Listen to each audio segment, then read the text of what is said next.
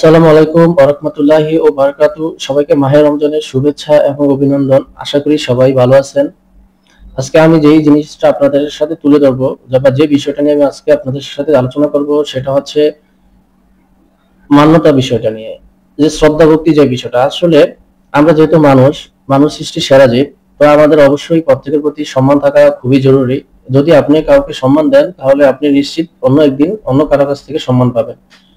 আর যদি আপনি কাউকে সম্মান না দেন, নিশ্চিত থাকেন এর পরের দিন আপনি সম্মান পাবেন না।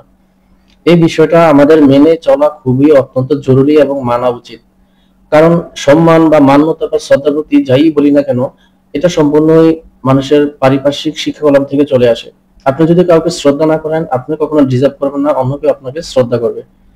যে কোনো ক্ষেত্রেই হোক, যখন কেউ কোনো একটা কিছু বলবে, অবশ্যই আমাদের উচিত সেই জিনিসটা আগে ভালো করে শ্রবণ করা, শ্রদ্ধার সহিত সেগুলো শোনা। দেন যখন আপনার পার্ট আসবে বলার, তখন আপনি সেটাকে, যদি আপনার নিজের মতো করে যদি কোনো ব্যাখ্যা থাকে, তাহলে আপনাকে ওইভাবে ওইটা উপস্থাপন করতে হবে সবার সামনে বা যার সাথে কথা বলতেছেন তার সামনে। কিন্তু আগে হচ্ছে আদবের সহিত মানুষের কথাটুকু শোনা। যেটুকু না শুনলেই নয়, যখন আপনি শুনবেন তখনই আপনি কেবল কি বলতে সুবিধা হবে। কিন্তু যখন আপনি শুনবেন না, না শুনে কথার মাঝে কথা বলবেন, এটা হচ্ছে আদব বা শ্রদ্ধার বরখেলাপ হয়ে যায়। তো এই বিষয়গুলা এত বেশি পরিমাণে এখন অহরহ ঘটনা ঘটতেছে, অমায়িক বলার বাহিরে, যার কোনো সীমা নেই। কথা মুখ থেকে বলার আগেই মুখের কথাটা নিয়ে শুরু করে দেয় বলার। এই ধরনের ব্যাড হ্যাবিট থেকে অবশ্যই আমাদের বের হয়ে আসতে হবে এবং আমাদের শ্রদ্ধার সহিত যে কোনো কিছু বলতে হবে। যদি আপনি শ্রদ্ধার সহিত কোনো কিছু না বলেন, তাহলে আপনার কথাকে অন্যজন শ্রদ্ধার সহিত বলবে না। বিশেষ করে কাজের এনভায়রনমেন্টের ক্ষেত্রে আমরা যখন অন্যকে সম্মান দেখাই, এমন কিছু ব্যক্তি আছে তারা সম্মান রক্ষা করতে জানে না।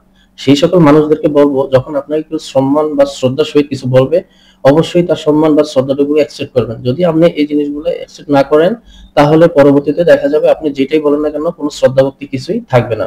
তবে হ্যাঁ, এমন অনেক সময় আছে যে শ্রদ্ধার সহিত বলার পরেও যদি আপনাকে সে রিয়েক্ট করে, তখন দেখা যাবে কি হয়, ওই সিচুয়েশনে আর এরকম শ্রদ্ধা ভক্তির সহিত কোনো কিছু আসবে না। যদিও আসে, সেটা হচ্ছে সাময়িকভাবে হবে, কিন্তু প্রকৃতভাবে বা পাবনভাবে যে জিনিসটা হওয়ার কথা সেটা হয় না।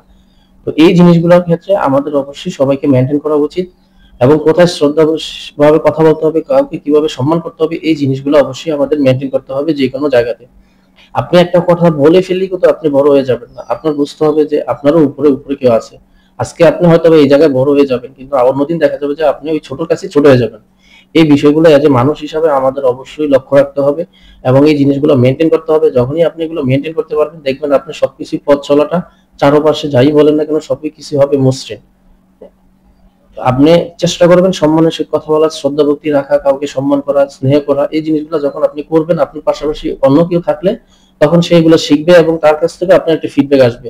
যদিও আপনি তার সাথে না বললে, কিন্তু সে যখন দেখবে তখন শিখবে। এগুলো হচ্ছে একটি পারিপার্শ্বিক শিক্ষা বা পরিবার থেকে এই ধরনের শিক্ষা চলে আসে।